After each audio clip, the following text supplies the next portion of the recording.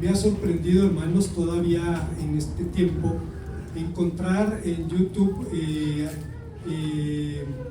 documentales, videos sobre Martín Lutero acusándolo de ser un monje depravado, que sedujo a una monja, que dividió a la Iglesia de Dios y cosas de esta naturaleza. Pero por el otro extremo, en la cultura europea, la Reforma Protestante es considerada un punto de inflexión en el desarrollo de la civilización humana. El 9 de octubre del 2015, la UNESCO honró el legado del luteranismo declarando las 95 tesis de Martín Lutero y la misa en si menor de Bach patrimonio documental de la humanidad. Declaró además que esta última obra es un hito en la historia de la música y no era una exageración.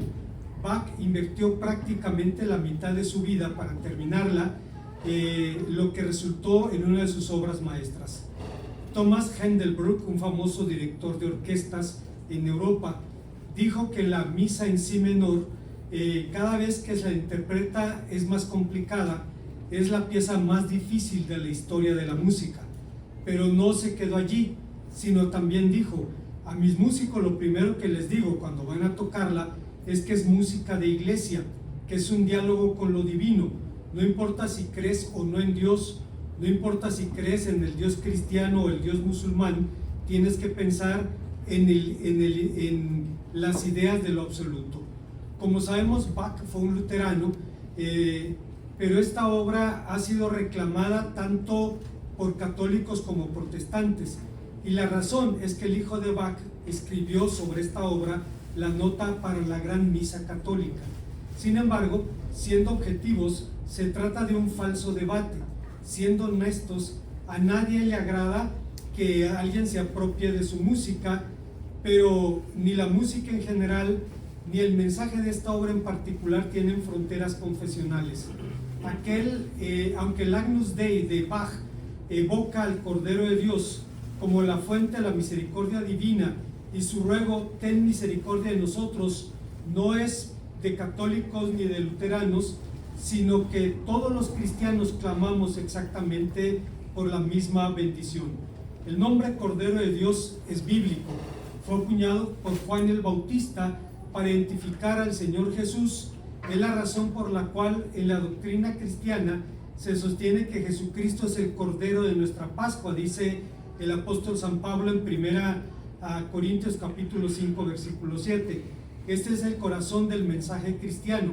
Pero ¿qué nos enseña este texto sobre Jesucristo? Veamos, hermanos, las respuestas que el texto nos ofrece. Antes, hermanos, de pensar en las enseñanzas de este pasaje, debo decir que en los últimos años, a pesar de que todavía hay personas reticentes, en el mundo católico ha habido biógrafos que han escrito obras sobre Martín Lutero, que resultan obras brillantes. Recuerdo a un jesuita español, no recuerdo su nombre, quien presentó 2 ponencias sobre Martín Lutero, y en sus conclusiones dice: Martín Lutero era gracioso, era groserillo, dice, pero si levantara la cabeza ahora y se dirigiera a los jerarcas de la iglesia, les diría: no se los dije hace 500 años que era necesario hacer todos estos cambios. Y termina elogiando la influencia y la herencia de un hombre como Martín Lutero. Bueno, en el luteranismo, en el seno del luteranismo, que es una fe radicalmente cristocéntrica, surgió la obra de Bach, en donde habla precisamente de Cristo, el Agnus Dei, el Cordero de Dios. Y de esa figura en la Biblia se derivan cuando menos 3 enseñanzas. La primera es que este nombre nos enseña que fue anunciado por los profetas. Existe discusión sobre la base bíblica del nombre y la figura del Cordero de Dios. Se ha propuesto a la víctima de la Pascua, al siervo sufriente de Isaías 53, al Cordero del sacrificio diario, al Cordero manso del que habla Jeremías en el capítulo 11, versículo 19, al Cordero que Dios se proveerá allá en Génesis capítulo 22, en el escenario de la Akedah, el sacrificio de Isaac, etc. Sin embargo, todas estas figuras presentan dificultades. No obstante, los primeros cristianos identificaron al Cordero de Dios con el siervo sufriente de Isaías 53. Y usted puede recordar cómo Lucas, en el libro de los Hechos, narra esta realidad.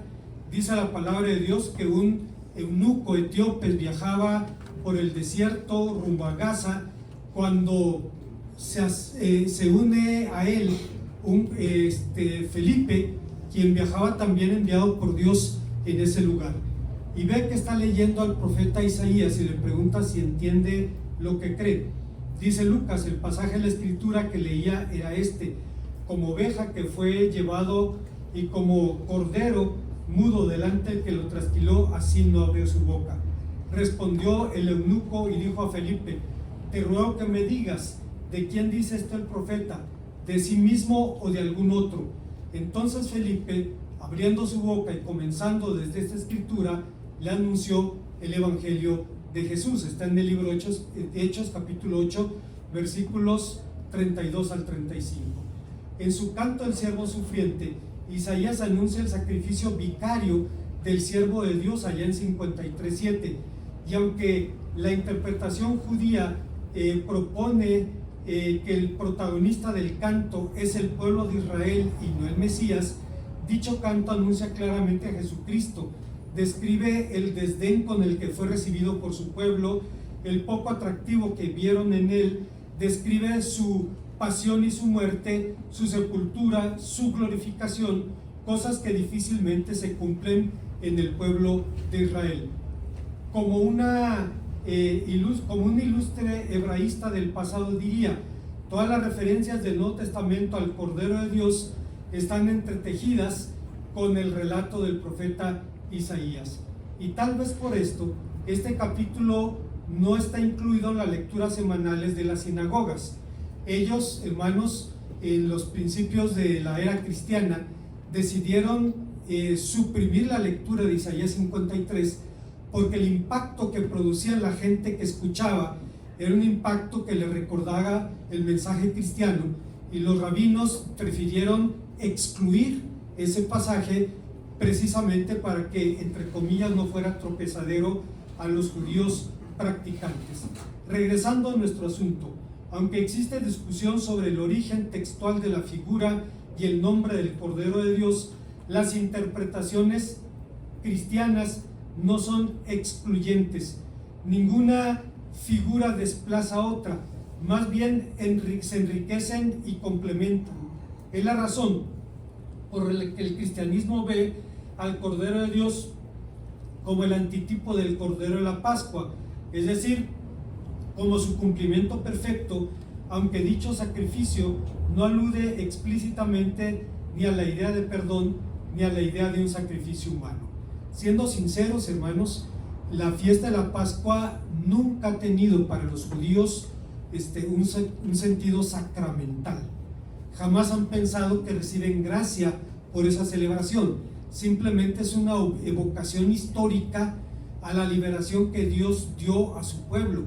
Es la razón también por la que los judíos nunca usan la palabra salvación.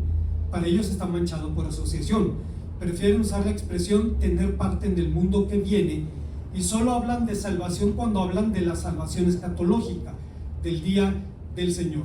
Bueno, una vez más, resulta sorprendente que Juan haya identificado a Jesús como el Cordero de Dios y a la vez dijera que no lo conocía en el versículo 31 y 33. Es sorprendente porque es bien conocido el parentesco que había entre ambos. De hecho, Lucas habla de esta relación, cuenta que cuando María fue a las montañas de Judea a visitar a su parienta Elizabeth, dice, esta oyó la salutación de María y la criatura, es decir, Juan, saltó en su vientre, y Elizabeth fue llena del Espíritu Santo y exclamó a gran voz, bendita tú entre las mujeres y bendito el fruto de tu vientre, porque tan pronto como llegó la voz de tu salutación a mis oídos, la criatura saltó con alegría en el vientre. Me hace recordar a José María Cabo de Villa, un jesuita español, quien fue un escritor brillante, uno de los escritores católicos más leídos por protestantes, y quien dice que la iglesia cristiana, la iglesia católica concretamente, le ha dado infinidad de nombres y títulos a María. Habla de la etimología de su nombre, y él dice: pero de todos los nombres que la Biblia le da, yo prefiero el que le dio su prima cuando dice: bienaventurada tú que creíste. Se elogia su maternidad divina, su virginidad perpetua en la tradición católica, su ascensión, etcétera, etcétera, etcétera. Dice Cabo de Villa: pero prefiero el título que le puso su prima: bendita tú la que creíste, porque creyó en Cristo y porque puso su fe y su confianza en Él. Bueno, hermanos, es sorprendente, pero es bien conocido el parentesco que había entre ambos. Ya dijimos la reacción de Juan cuando escuchó la voz de María. ¿Por qué entonces Juan niega conocer a Jesús? El término usado en el relato hace evidente de lo que Juan estaba hablando. Estaba diciendo, en otras palabras: para mí era tan desconocido como para ustedes.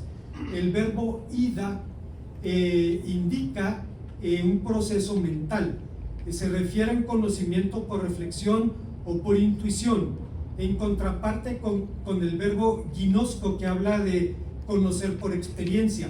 Juan utiliza el primero: no entendía, no sabía quién era. Obviamente es posible que Juan habitase en el desierto de Judea y que no hubiera mucha relación con Jesús, quien creció mayormente en Galilea. No obstante, se ve claramente en el contexto, en el versículo 33, que aquí se hace una referencia a algo más allá del conocimiento físico. Juan confiesa que le tuvo que ser revelado de lo alto que Jesús era el Cristo. Dice que le fue dicho: mas para que Jesús se manifestara a Israel, por eso vine yo bautizando con agua. Y dice que Dios le indicó que aquel sobre el cual se posase el Espíritu Santo en forma corporal como de paloma y permaneciese allí, ese era el Mesías. El agua simbolizaba la necesidad de limpieza, la imperiosa necesidad de pureza del pecado, lo que daba a Juan la oportunidad de señalar a Jesús como el Cordero de Dios que quita el pecado del mundo. Y aquí hay algo muy interesante: los judíos no practicaban lavamientos rituales para purificación del pecado. Eso era para los prosélitos, eso era para los gentiles. Pero bajo el ministerio de Juan, por primera vez los judíos se dieron cuenta que no eran diferentes a los gentiles, cosa que San Pablo señala en su carta a los Romanos, capítulo 2, capítulo número 3, y acudían a Juan por su bautismo, e incluso algunos fariseos lo hacían, por lo cual Juan los expulsó diciendo: raza de víboras, ¿quién les enseñó a huir de la ira que vendrá? Bueno, aquí vienen al bautismo de Juan anhelando el perdón y la reconciliación con Dios. Y dice la palabra de Dios que se utiliza este verbo para hablar de un conocimiento por reflexión. Hay otra palabra que se utiliza aquí, es la palabra ide, que significa ser necesario. Es una forma verbal impersonal que se dirige su designación concreta a la dependencia de Dios, a quien la Biblia presenta como una voluntad personal que influye en la historia e interviene también en la vida de los hombres. La segunda cosa que debemos decir es que el maestro le recordó el testimonio profético. Cuando iba en el camino de Maús, allá en el libro de Lucas, dice la palabra de Dios que les dijo a los discípulos que eran necios y tardos de entendimiento, y comenzando desde Moisés y los profetas, les declaraba lo que las escrituras decían. El divino redentor es el corazón de las escrituras y es el mensaje central de la Biblia. Si usted cree que la revelación es un libro, usted es un buen candidato para ser musulmán, porque los musulmanes creen eso. Si usted cree que la revelación es una persona y que el libro da testimonio de esa persona, porque Cristo lo dice: escudriñad las escrituras porque a vosotros os parece que en ellas tenéis vida eterna, mas ellas dan testimonio de mí. El mensaje es Cristo. Ese es el mensaje global de la Biblia.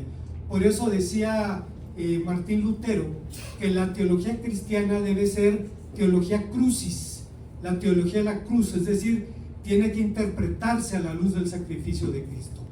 Esto nos lleva a una segunda enseñanza.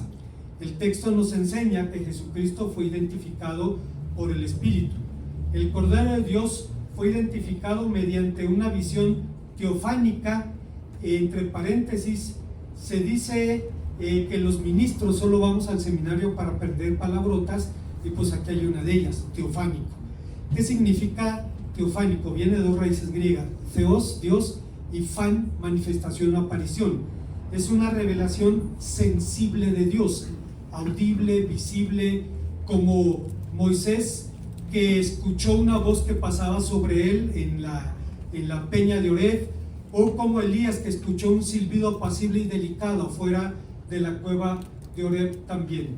Por teofanía entendemos una manifestación, una aparición o una revelación de la divinidad. El término se deriva de la voz griega teofanía. La palabra se compone de theos, Dios, y fenó, que significa aparecer, y es una manifestación sensible de Dios. En nuestro relato, el Espíritu Santo descendió del cielo en forma corporal como de paloma y permaneció sobre Jesús, dice el versículo 32 de Juan 1. Por supuesto, el Espíritu mismo no tiene cuerpo y no puede ser visto con los ojos físicos, pero se nos dice abiertamente que la tercera persona de la Trinidad se manifestó en Juan bajo el simbolismo de una paloma. Lo que vio físicamente fue la forma corporal de una paloma, como explícitamente el texto lo dice. No se sabe exactamente por qué Dios escoge la forma de una paloma. Algunos dicen que su pureza, otros dicen que su mansedumbre, y otros que de alguna manera anuncia las propiedades que en grado infinito caracterizan al Espíritu de Dios, la gracia, la paciencia, etcétera, etcétera. Se puede afirmar que Juan vio, lo que Juan vio fue una manifestación visible de la unción de Jesús por el Espíritu Santo. Esta unción, como indicador a las referencias, incluye dos elementos. Primero, que Dios ordenó al mediador para su obra específica, y segunda, que el mediador fue capacitado para cumplirla. Pero el Señor fue también acreditado por sus señales y prodigios en su ministerio. El maestro dijo en la sinagoga de Nazaret: el Espíritu Santo está sobre mí, por cuanto me ungió el Señor para dar buenas nuevas a los pobres, para sanar a los quebrantados de corazón, pregonar libertad a los cautivos, vista a los ciegos y libertad a los cautivos. A lo largo de su ministerio evidenció cada una de estas señales, con lo cual acreditó su misión. Nicodemo lo reconoció cuando dijo: sabemos que has venido de Dios como maestro, porque nadie puede hacer las obras que Dios hace si Dios no está con él. En cierto momento el Señor confrontó también a sus adversarios diciendo: muchas buenas obras he mostrado a mi Padre, ¿por cuál de ellas me apedráis? Y respondieron: no lo hacemos por buena obra, sino porque siendo hombre te haces igual a Dios. Ellos lo veían claro, lo entendieron perfectamente. En respuesta, los adversarios no negaron la veracidad de los milagros, no podían hacerlo, pero lo acreditaron al poder del enemigo. En Lucas 11:15, Justino de Mártir, un predicador griego del siglo II, diría: mas ellos, viendo estos prodigios, los tuvieron por apariencia mágica, y efectivamente tuvieron el atrevimiento que decir que era un mago y un seductor del pueblo. El Señor Jesús fue acreditado también por la Escritura misma, que llevó a los hombres a Cristo. El maestro dijo que el Espíritu Santo sería utilizado para utilizar esa palabra. Cuando el Espíritu venga, convencerá al mundo de pecado, de justicia, de juicio, cosa que efectivamente sigue haciendo hasta el presente. Claro, al que se arrepiente genuinamente, porque recuerdo una historia que me contó el hermano Félix Loesa, de un hombre que fue a confesarse, fue al confesionario y le dice al sacerdote: acúsome, padre, de que me robé, déjeme ver, cuatro gallinas. No, póngale siete. Y le dice el cura: ¿te robaste 4 o te robaste 7? No, me robé 4, pero quedaron 3 y pienso volver por ellas. Entonces el hombre estaba ya de una vez anticipando que le perdonaran todo el pecado completo, ¿no? Ese no es arrepentimiento, hermanos, ese no es el arrepentimiento verdadero. El Espíritu Santo persuade a los hombres también de justicia, es decir, de que Cristo cumplió en la cruz del Calvario lo que era necesario para salvarnos, y de juicio, por cuanto Dios consumará la historia llevando a los hombres ante el augusto tribunal de Cristo. Por medio de la resurrección, el Padre pondrá el sello de aprobación a la vida y a la obra de su Hijo, puso su sello de aprobación, y aquel a quien el mundo llamó malhechor, por medio de una vida victoriosa, el Padre lo señaló como el justo. Así pues, el mundo sería convencido de justicia, y esta convicción resulta de la condenación del mundo, es decir, de la condenación del adversario y todos los que se niegan al arrepentimiento. Hay una tercera y última enseñanza. Estamos hablando del Cordero de Dios, tema que nos enseña que Cristo ha sido creído por los hombres. El relato de Juan habla de la respuesta de los futuros discípulos al testimonio. Habla primeramente de la conversión de Andrés, un discípulo muy singular, quien creyó respondiendo a las palabras de Juan, el más grande de los profetas. Andrés, junto con otro discípulo del Bautista, escuchó a Juan, su antiguo maestro, identificar al Señor Jesús como el Cordero de Dios, y a partir de ese momento lo siguieron. Andrés fue probablemente el primer apóstol. De hecho, en la historia, en la iglesia griega, se le llama el protoclitos, que significa el primer llamado. Y a partir de aquí, siempre que usted vea a Andrés, lo va a ver llevando a alguien a los pies de Cristo. Lleva a los 5,000 que están esperando la alimentación, y lleva al muchacho que tiene los peces y los panes al maestro. Lleva a los 12 griegos que preguntaron por el Señor Jesús. Lleva también a Andrés, y cada vez, hermanos, lo vemos llevando a alguien a los pies de Cristo. Pero el Cordero ha sido creído también por las palabras de los testigos fieles. En el relato de Juan, Felipe encontró a Natanael, de quien dijo: he aquí un verdadero israelita en quien no hay engaño. Y Natanael le pregunta sorprendido: ¿de dónde me conoces?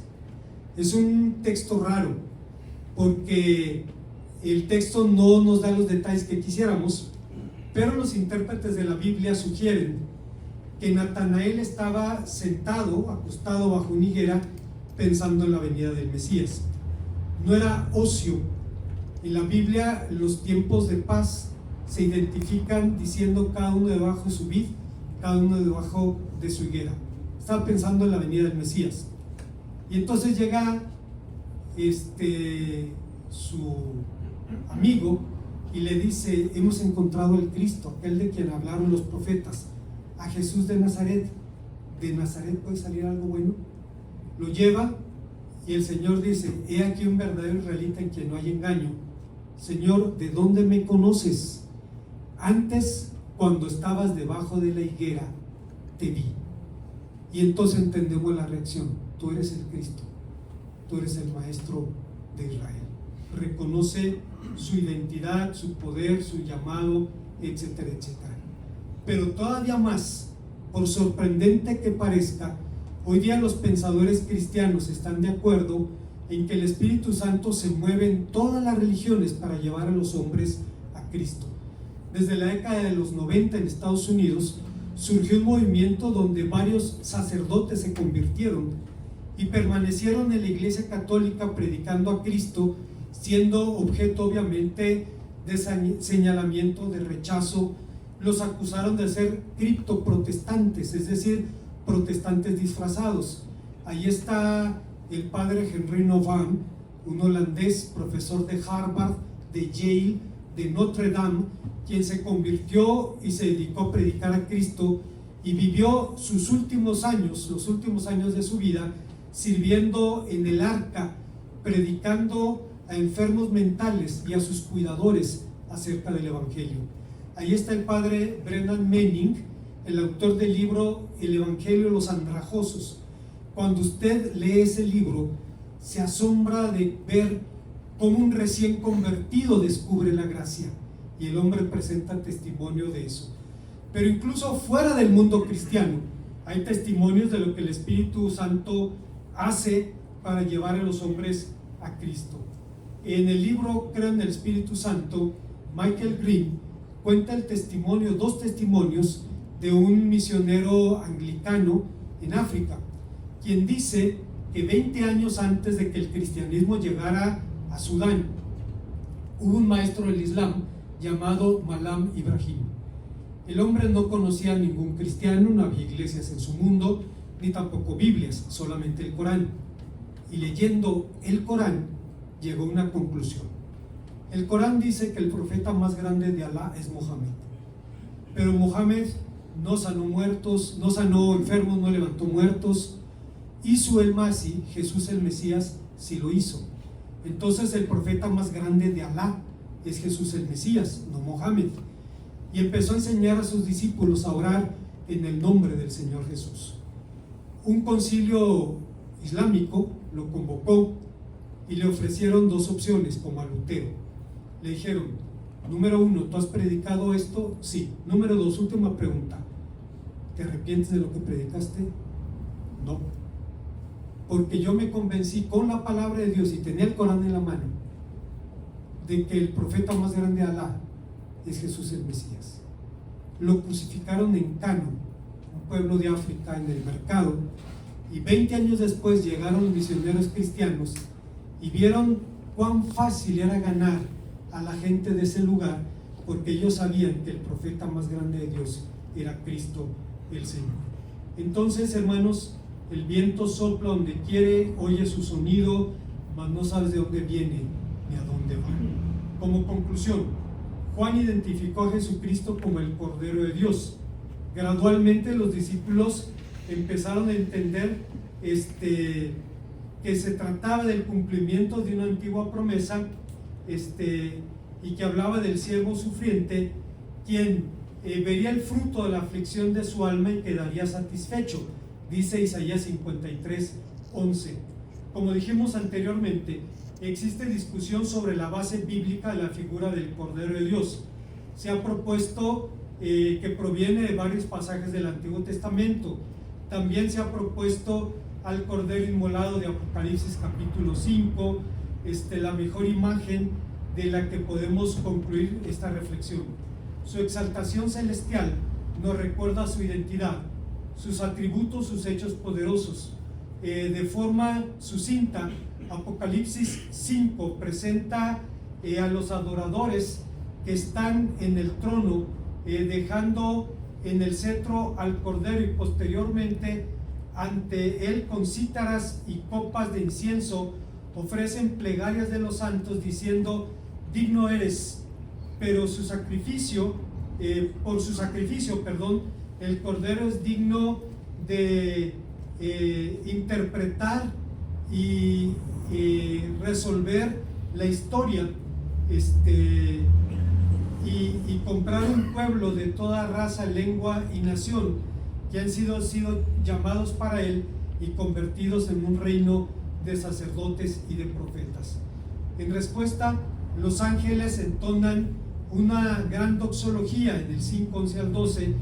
En el canto anterior dicen: digno eres de tomar el trono, de abrir los sellos, porque fuiste inmolado y por tu sangre nos has redimido para Dios de todo linaje, lengua y nación. Es más histórico, y los ángeles responden a él con una liturgia antifonal de exaltación. El Cordero que fue inmolado es digno de tomar el poder, la riqueza, la sabiduría, la honra, la gloria, la alabanza.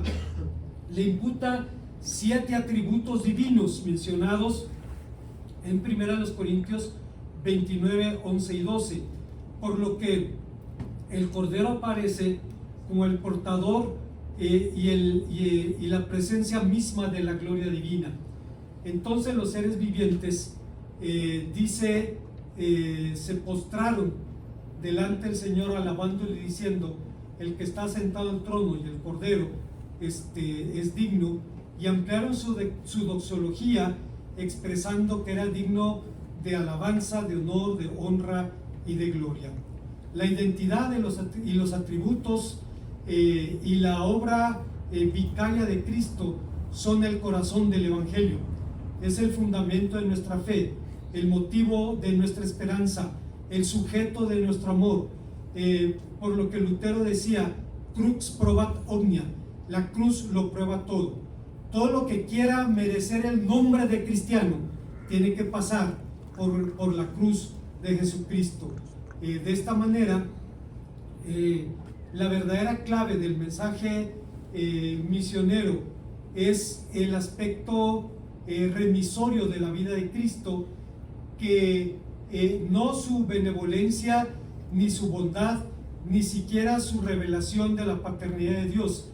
El más grande mensaje es la proclamación de que Él es la propiciación por nuestros pecados. El mensaje misionero no es nacionalista, no se dirige a una nación o a individuos en particulares, porque es para todo el mundo. Cuando el Espíritu Santo vino a la vida, no consideró mis prejuicios o mis predilecciones, sencillamente me unió a Cristo Jesús. Un ministro es alguien que está completamente comprometido en un matrimonio con la misión y el propósito dado por Dios y por el Maestro. No tiene que proclamar su propio punto de vista, sino el del Cordero de Dios. Y esto es más fácil pertenecer a un grupo que simpatiza y cuenta lo que Jesucristo hizo por mí, o volverse un devoto de la santidad divina, o cierto tipo especial de santificación desde el bautismo por el Espíritu Santo. Pablo dijo: ay de mí si no anunciar el Evangelio, dice, y lo que Cristo hizo por mí.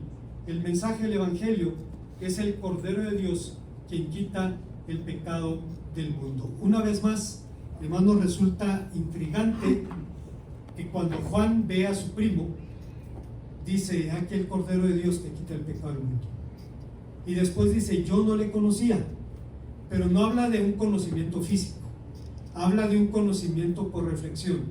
Yo no entendía realmente quién era, hasta que aquel que me mandó a bautizar con el agua me dijo: aquel sobre el cual repose el Espíritu, Él os bautizará con el Espíritu Santo.